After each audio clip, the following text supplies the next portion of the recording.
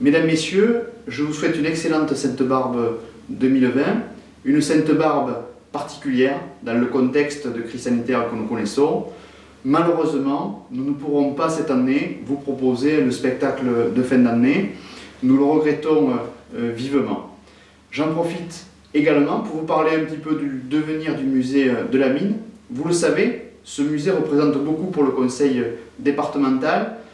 Vous connaissez notre attachement à ce patrimoine minier et pour nous, il est indispensable de continuer à le moderniser, à le faire vivre et à le tourner vers l'avenir.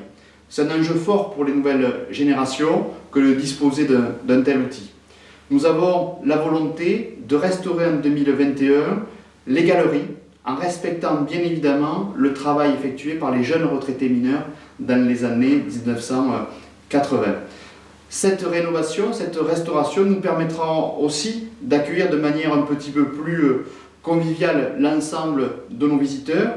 Nous avons le souhait de proposer un musée moderne, tourné vers la jeunesse, s'appuyant sur notre patrimoine, continuant aussi à faire vivre la culture, et notamment la culture tarnaise, et puis aussi ce qui m'est cher et ce qui est cher à notre territoire, à pouvoir créer des moments de convivialité, comme nous l'avons fait depuis 13 ans lors des Sainte-Barbes. Nous aurons l'occasion de nous retrouver en 2021 pour vous présenter l'évolution de ces travaux, et surtout, nous vous attendons très nombreux en 2022 pour sa réouverture. On retrouve Sainte-Barbe dans le patronage de nombreux métiers, et particulièrement les métiers liés au feu ou au monde souterrain. Sainte-Barbe est la sainte patronne des mineurs, elle est fêtée le 4 décembre.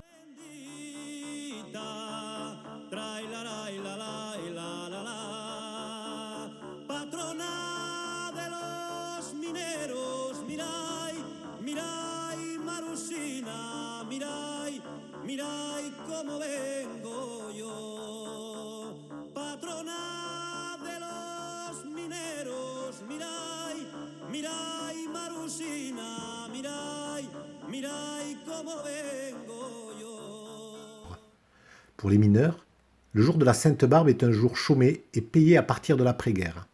À Carmaux, la population se retrouve autour d'une grande foire. Et les premières Sainte-Barbe, moi j'ai été un peu surpris parce que je ne connaissais pas ma Sainte-Barbe. Et on a appris à la connaître parce que, premièrement, on a eu un jour de congé. Un jour de congé et payé. Ça faisait un jour de repos parce qu'à l'époque, on travaillait tous les jours de la semaine. Il n'y avait pas ce qu'on appelle le week-end, le samedi. On travaillait tous les jours de la semaine. Et le jour de Sainte-Barbe, c'était plutôt l'outillage, c'était plutôt les forains ambulants qui criaient, qui vous vendaient la vaisselle, qui vous vendaient les draps au maître. Là,